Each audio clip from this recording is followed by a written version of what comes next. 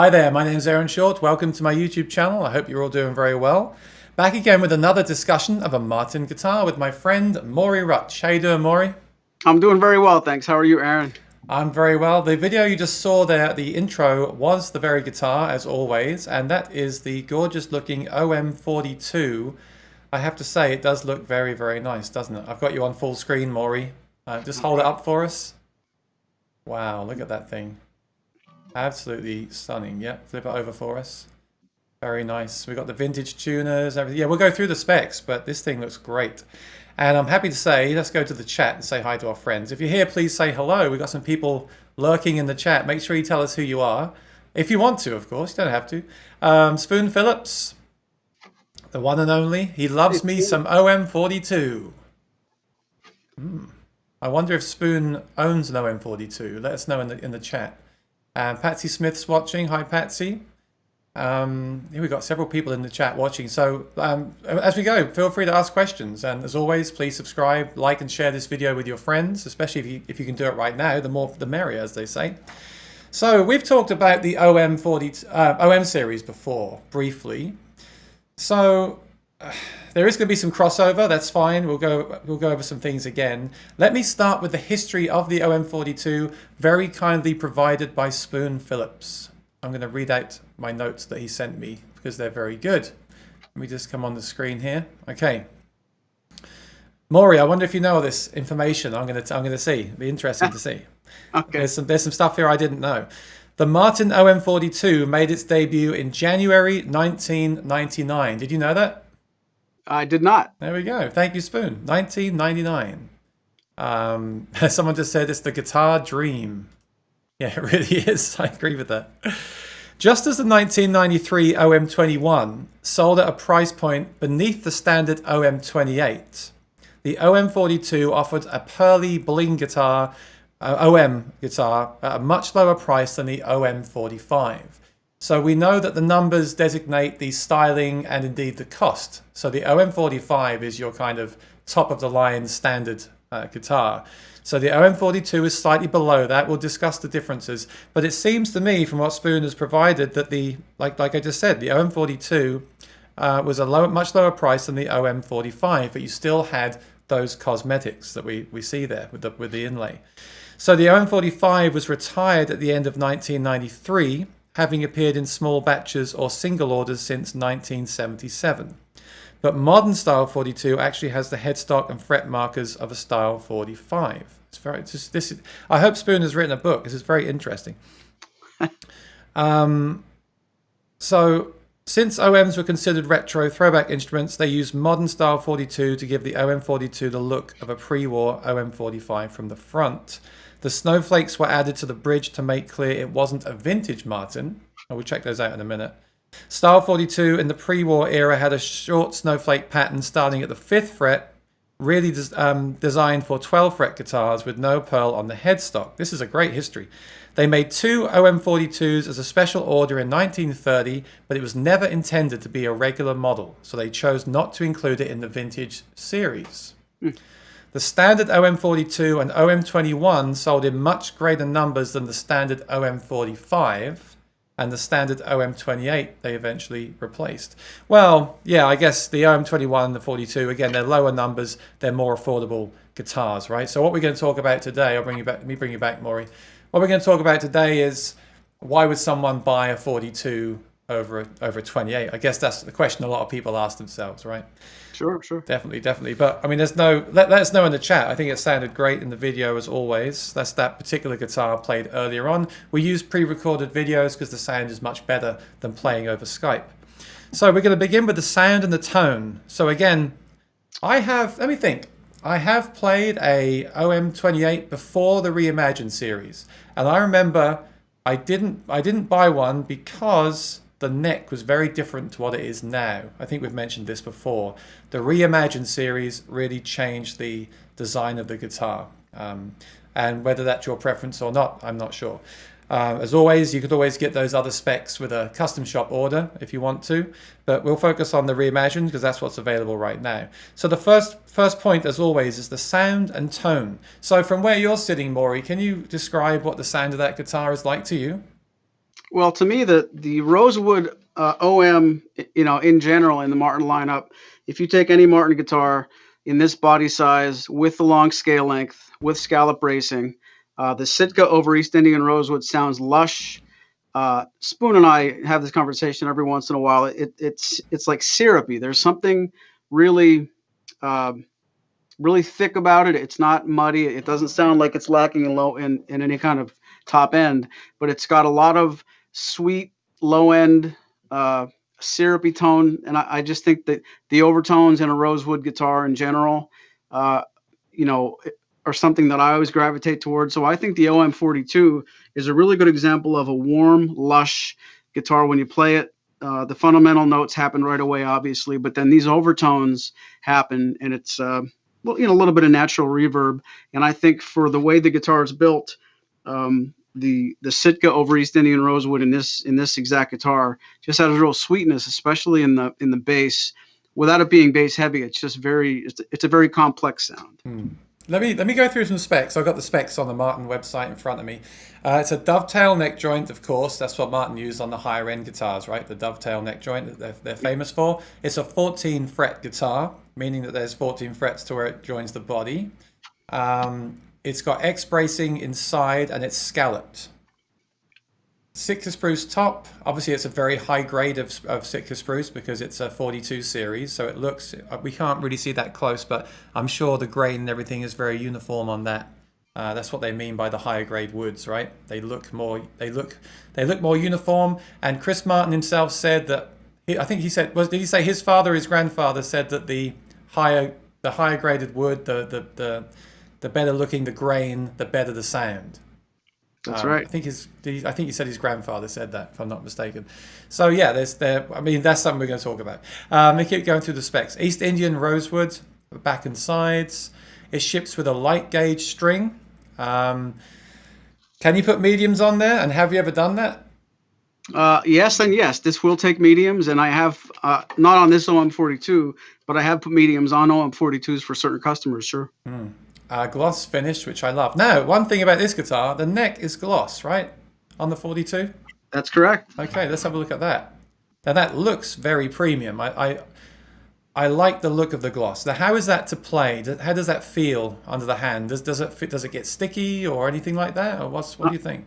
On an 86-degree day in Pennsylvania, I think it's sticky. Yeah, everything gets sticky. That's personal preference, but in all fairness, I do find a gloss neck can get sticky. And this isn't any exception. That's the one thing about a gloss neck. It does look great, but Yeah, I have to say, when I've played one, I was worried that I wouldn't like it, but then I did like it because I don't have that problem with electric guitars. I owned a PRS for a while, had a gloss neck, didn't bother me. My Strat doesn't have a gloss neck, didn't bother me. For some reason with acoustics, I always told myself that would be a problem, but then it wasn't. It's actually a nice thing. It feels premium, and I guess there is that chance it might go a bit sticky, but then again, a satin neck always kind of gets a shine to it, doesn't it, over time anyway? So and that probably wears down a bit, but yeah, I think it looks really nice. I think the gloss neck looks really nice, and that's something that you'll see as you're playing the guitar. You'll see that neck, and it just gives it that premium kind of look, I feel. Yep. And the shape of that is the modified low oval high performance taper. So again, that's one of my favorite necks on any guitars. Electronics, the pickup options. It's got the standard kind of factory pickups. They don't sell an OM-42 with a pickup, do they? They come without, right? No, they don't have a production model right now that's labeled OM-42E. Right. You can get a lot of Fishman choices at Martin. You could do the LR Bags Anthem at Martin, and then at your dealer you can certainly get things done at the end. But there's no OM-42E at the moment. Yeah. I don't think there ever has been. Correct me if I'm wrong, but I've never seen one. There was a 45E that had the F1 pickup. So we've got a drop-in saddle, pretty standard, standard specs, similar to the OM-28. In fact, if you compare these specs to the OM-28, they're going to be pretty much the same. So the question is, I'm sure a lot of people think this all the time, and we should discuss it a little bit. If I'm looking at the OM-28 and the OM-42, why would I choose the OM-42? Because it is considerably more, it's more money, right? It is more money. It is. And well, the long and short of it, if you have the budget to do either one, of course, if you like ornamentation, this is a gorgeously appointed guitar in pearl. That alone might be the reason you might like both guitars and you just love the way this looks. Easy decision. The other thing is you're buying a slightly better tone wood. If Martin's going to build some OM-42s today, and on a different part of the production floor, they're also making OM-28s. 42 is going to get a nicer choice of wood. So there's a pile of wood, the most beautiful pieces of Sitka and East Indian, and then the next nicest, and so forth. The OM-42 is never going to get a piece of wood that looks worse than the nicest piece that the OM-28 is allowed to get. Yeah. So you are buying the best of the best. Yeah.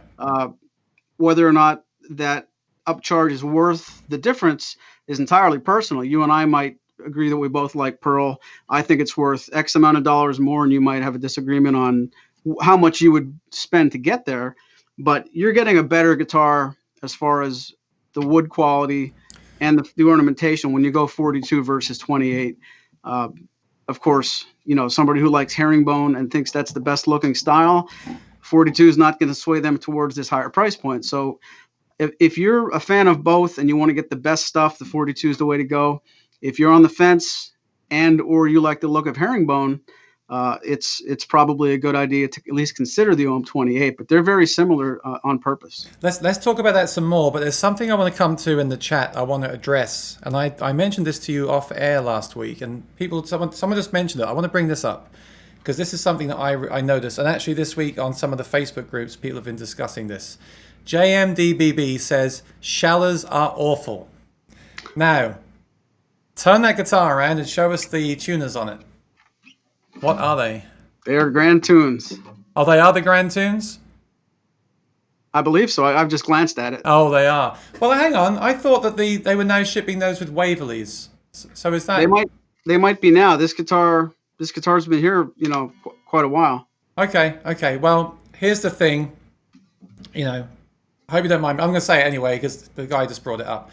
Sure. Those Shallers are very good. They're on my Dreadnought cutaway. They're great tuners. They look nice. They work great. I've got no problem with them.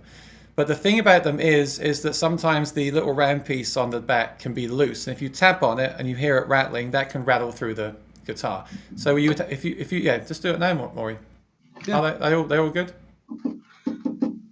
And I think we talked off air about that. I think it might have been last week or the week before. One of the things we do here at Maury's Music, you check them, right? Yeah. We check everything about the guitar before it leaves, and that's not just for this specific kind of tuner. We'll give the back of the headstock a good tap to.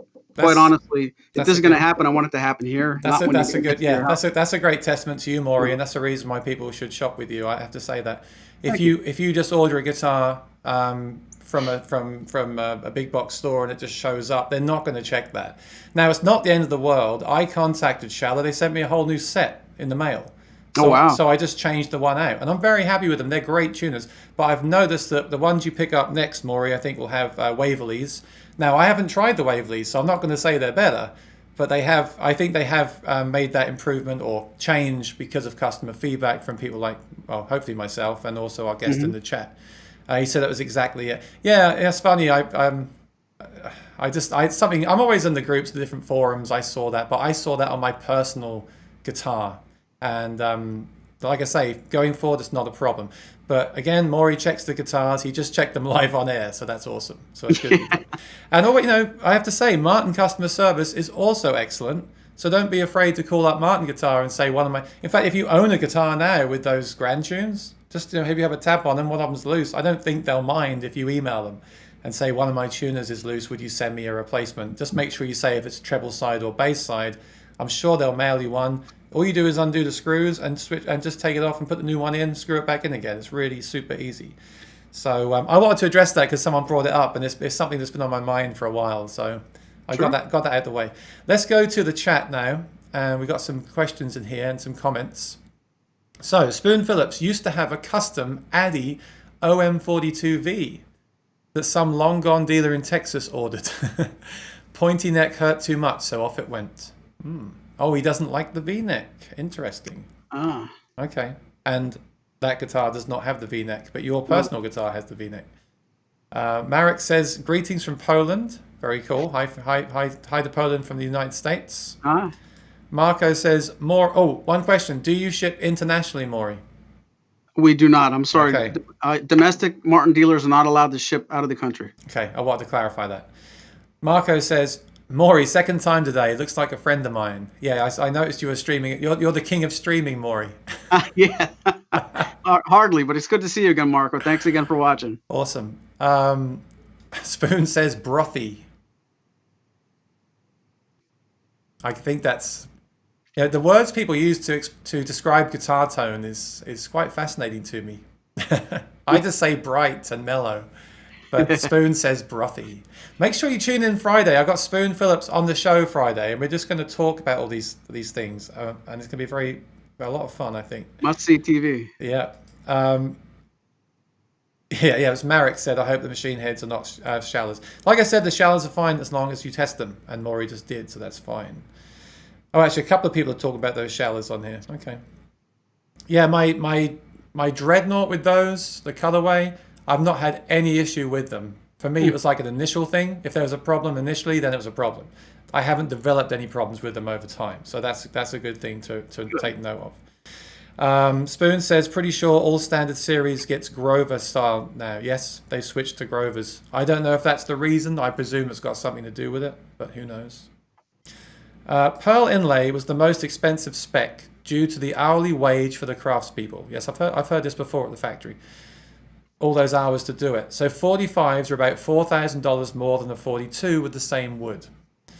Yeah, let's get back to that. Okay, I think I'm going to put you back on the screen, full screen. I think the guitar looks great. I like that. Let us know in the chat what you think.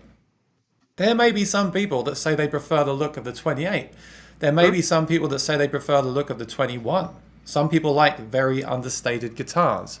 I like the look of that because it's got enough kind of, I'll say bling. I can't think of a better word. It's got enough ornamentation and bling that it looks fancy, but without being too much. I think the 45 is very fancy looking. Sure. There's another one, right? There's a 41, right? There's a D41, but not an OM-41. Oh, interesting. There used to be an OM-41 special. Right. Now the D41 I've seen, and I prefer the 42 over the 41. So I think between the 41, the 42, and the 45, the 42 is my preference. And I think if I was buying an OM today, I would either buy an OM28 or the OM-42. I would just have to sit and decide again if I want to pay the extra money for the looks. I mean, I like that logo as well. Is that like the vintage style logo on the headstock? I think it's the 45 style. Right, 45 style logo. It's very nice. It looks very nice. And it's got binding on the fretboard as well. Yep. Yeah. And what I love about that inlay is I love the way it goes around, right around the sound hole there. That looks really cool. Yeah. Yeah, I love that. I love that. And you've got the snowflakes on the bridge, right? I'm just looking at those now. Yes, sir. Yeah, awesome. All right.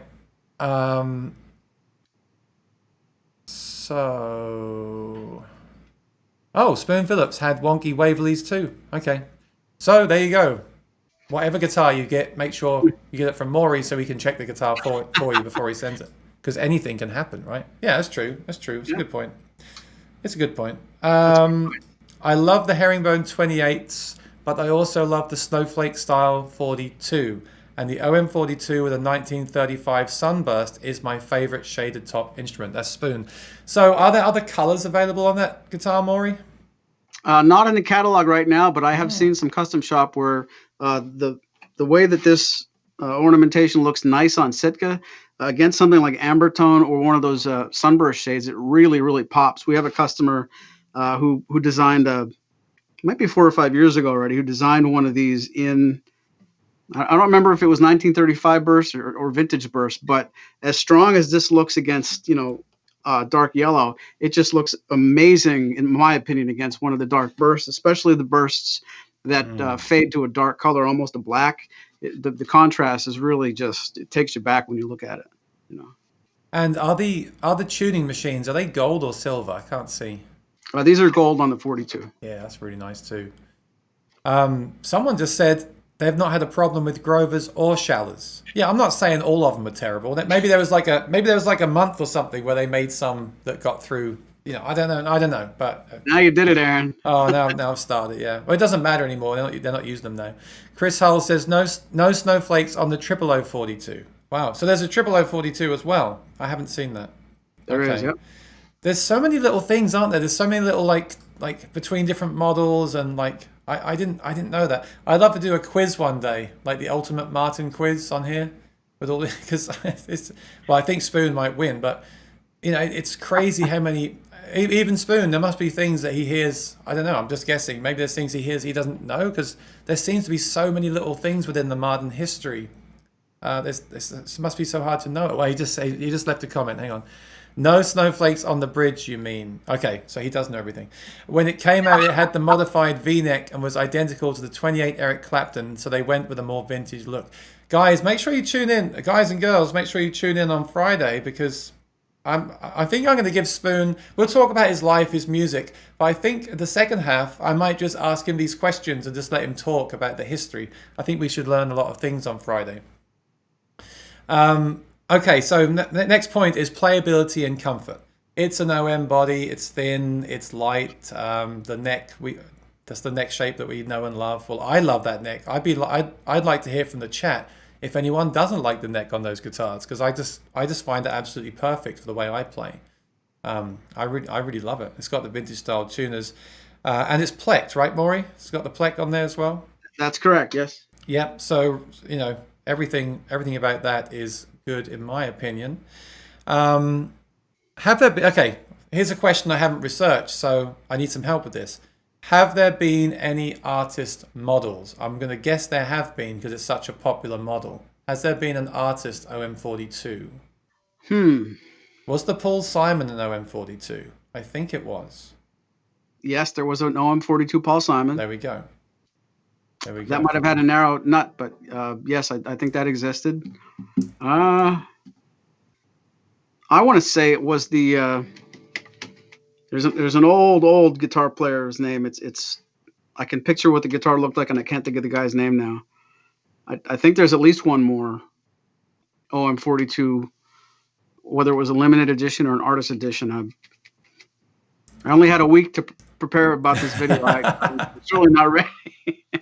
It's okay. I'm not testing you on your knowledge of Martin guitar. But that's why Spoon is here, actually. I want to shoot for like a 60% like correction rate, though. I don't want to get too many things wrong, but there's at least one more that I'll think of it before the show's over. Come on, people. We all have Google right in front of us. Come on, let's find out what.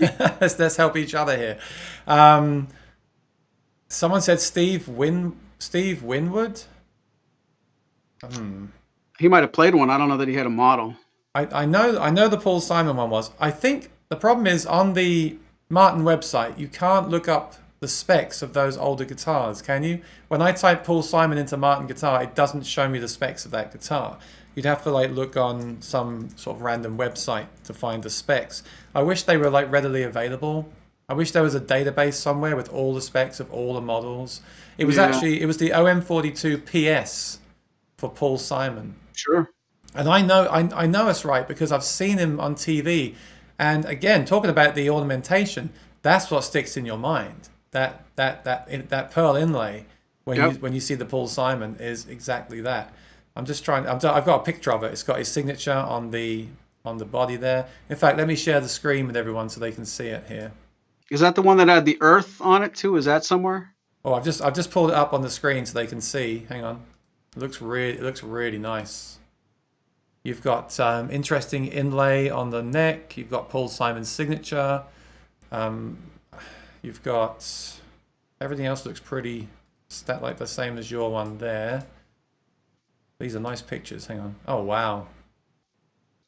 Yeah, it's not dissimilar. It's not the reimagined. So like you said, it probably have the thinner nut. Might be some different specs with the bracing. But yeah, it looks really cool. Oh, it's got that thing around the headstock like the John Mayer model had. It's got Waverleys. Paul Simon agrees with me on that at least. The back is nice. Got the gloss neck, of course, and there's the snowflakes. Yeah, that's a very nice looking guitar, but it doesn't look much different to what you have there, of course. So Right. yeah, so there was definitely a Paul Simon, an OM-42 PS. So that's really cool. I'm sure there was some more as well, but I can't think off the top of my head. But I think for me, that's probably the main one. Chris Hull said the top looks dark. Is it Addy? I don't know. Was the Paul Simon? Hang on, I've got to look now. I don't think it was. Do you remember what year that was? That was probably quite a long time ago, right? I want to say late 90s. Yeah, that seems like a long time to me. I can't. You know, it's so weird that it's so hard to find out information on the guitars. I need one of those guitar books, like the Almanac book that has all the information. Your birthday's coming. Yeah, I do have some Martin books. I should probably just read those. Spoon, hang on. Spoon to the rescue. The Paul Simon has the custom neck taken from multiple guitars. Oh yeah, I think when Dick Boak was on here, he mentioned that they would, so Dick Boak would help with the artist models. So he would take like 5 different guitars to Paul, or Paul would come to the factory, and Paul Simon would try them all and say, I like the neck on that one, I like the 12th fret on that one, I like the profile of that one, and that's how they would design the neck. Spoon says it has a 1 11/16 inch nut, which would make sense to me, because I mean back then the whole 1 3/4 inch thing is a new thing anyway. But the 12th fret is 2 1/4 inch. So it's the opposite of the high performance neck. Very interesting. Okay. That's an interesting guitar. I wonder how many they made of those. I'm sure they go for a pretty penny now. Mm-hmm. Starford, yeah. Okay, awesome. All right, I want to talk about the sound some more because I've forgotten what it sounds like. I'm going to play another video. So everyone sit comfortably. Put your headphones in if you have them. And turn your sound up. I'm going to play Maury doing his demo of the OM-42. This is the actual guitar he has in his hand. Of course, on his website and his YouTube channel, you've got videos of Spoon demoing the guitar. But what you're going to hear right now is that actual guitar. So here we go. Enjoy.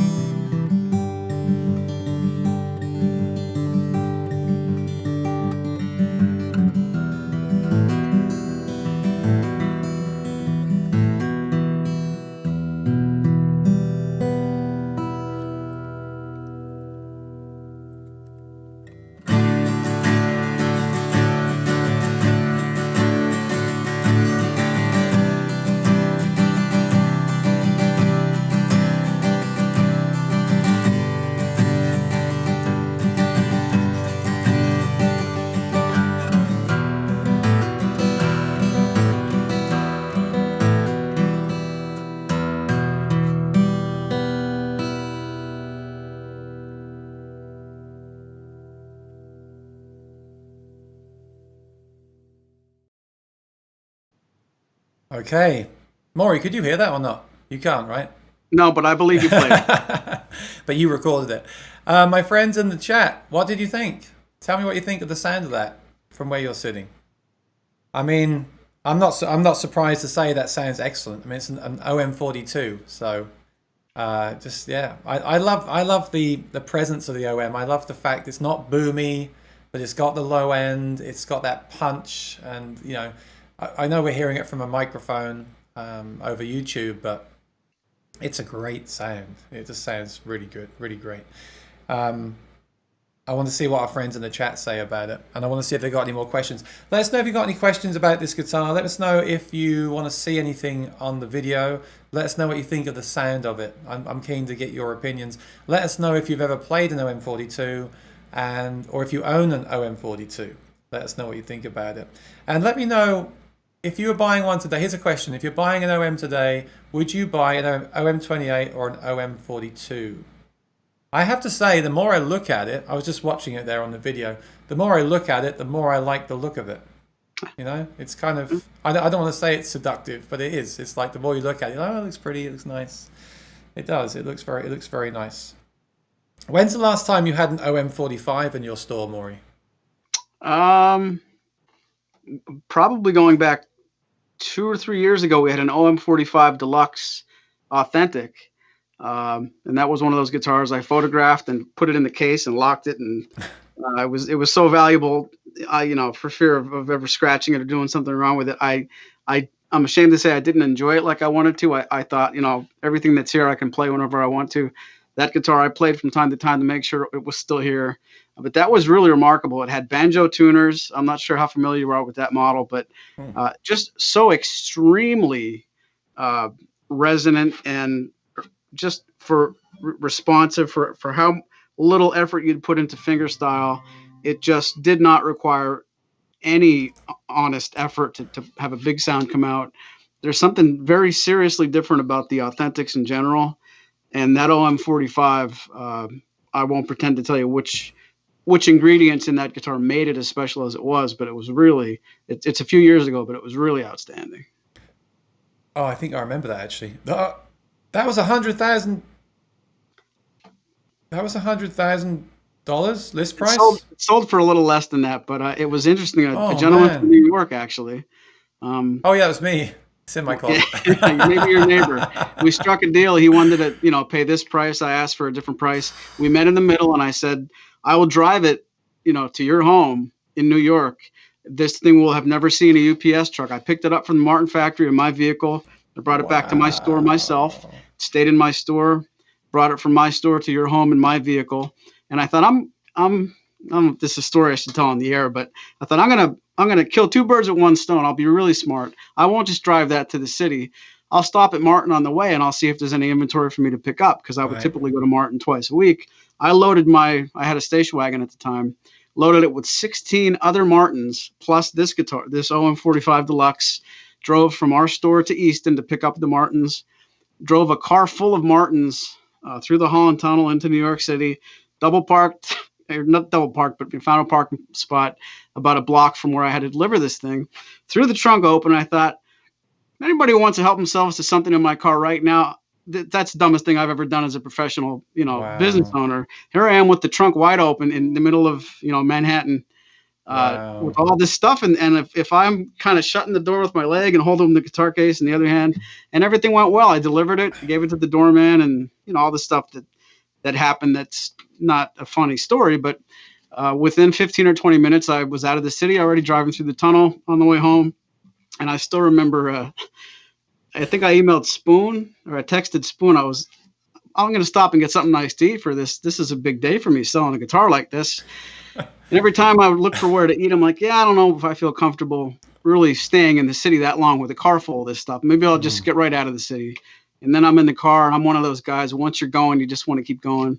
Yeah. And I stopped at an Applebee's in Phillipsburg.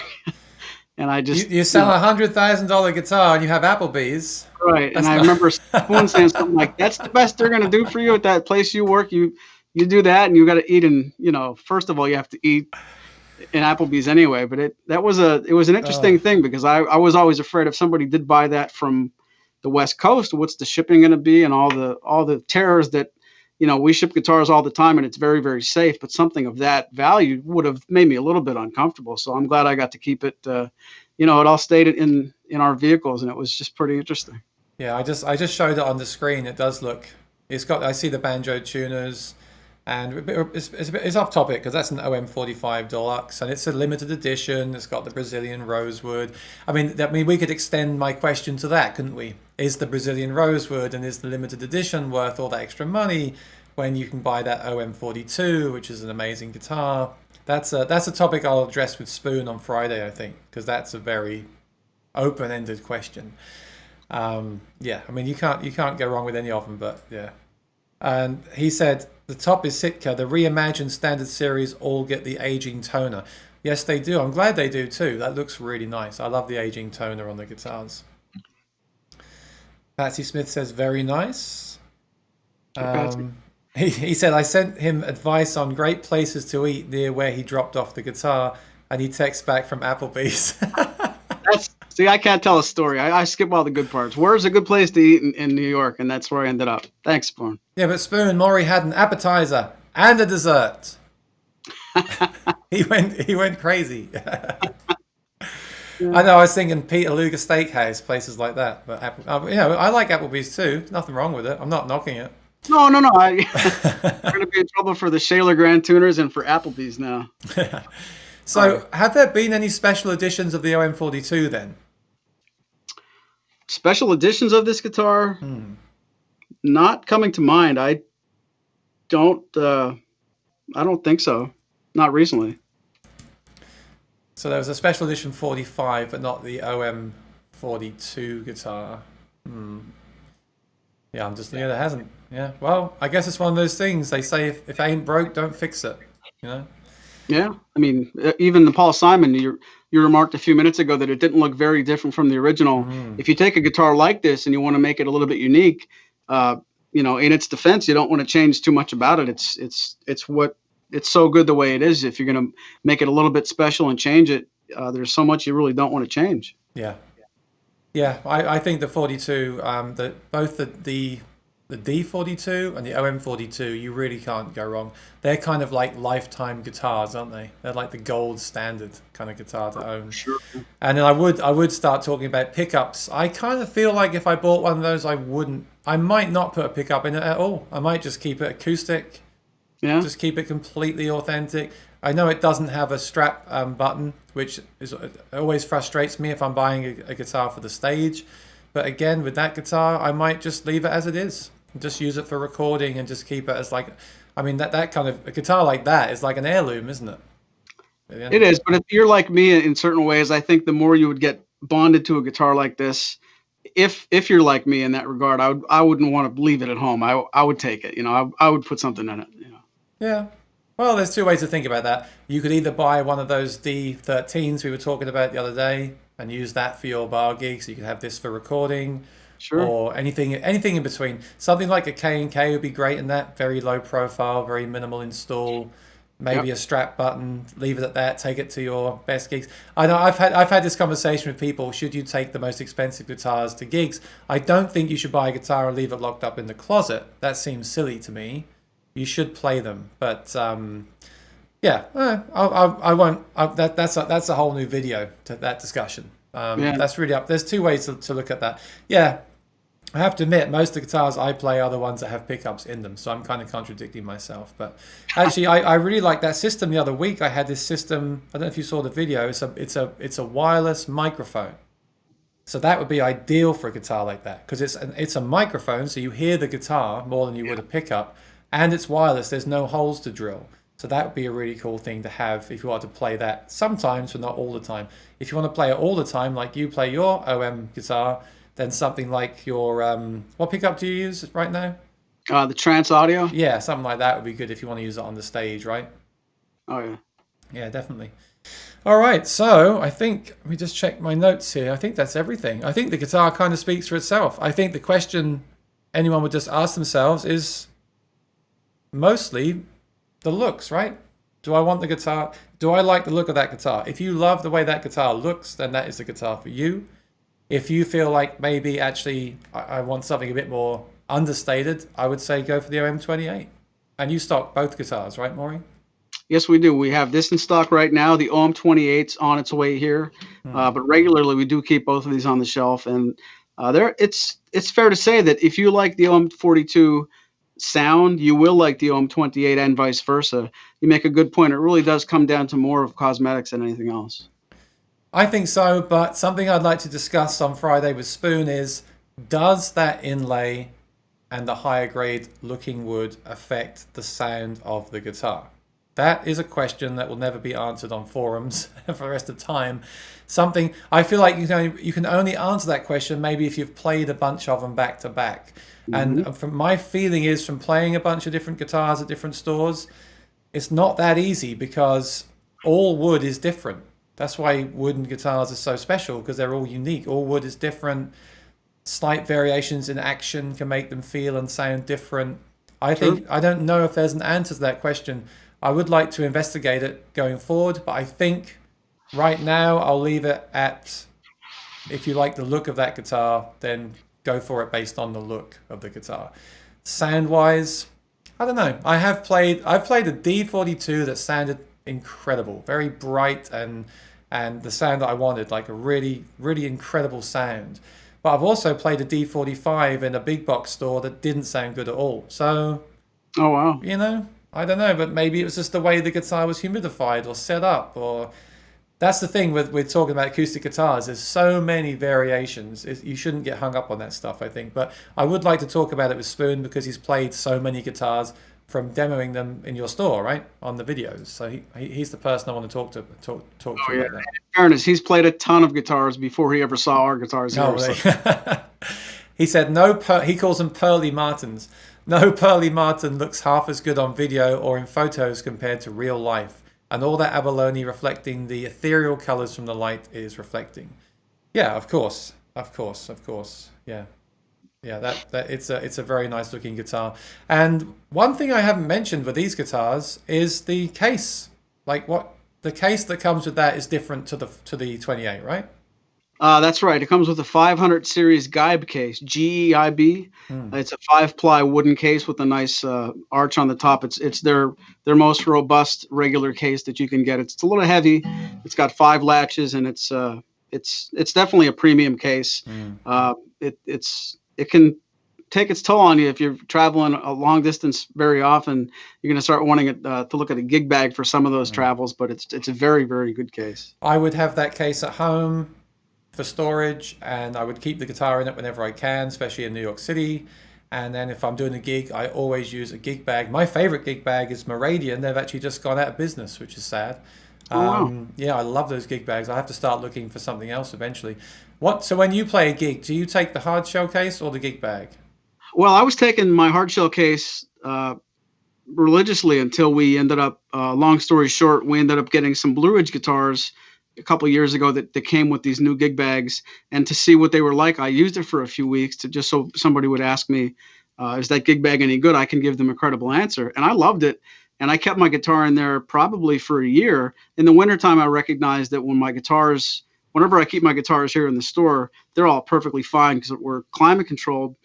Excuse me. But if I take my guitar home for a week or so, that's when I recognize maybe this gig bag is a summertime thing, but it's, except for the winter months, I do kind of take a gig bag off the shelf for convenience, but I do like the hard case for anything, especially in the winter.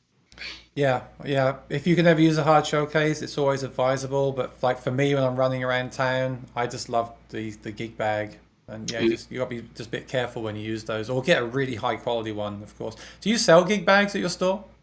No, but I have heard good things about a brand called Mono. Yes. Yeah. A friend of ours, Frank Krupit from Todd's band.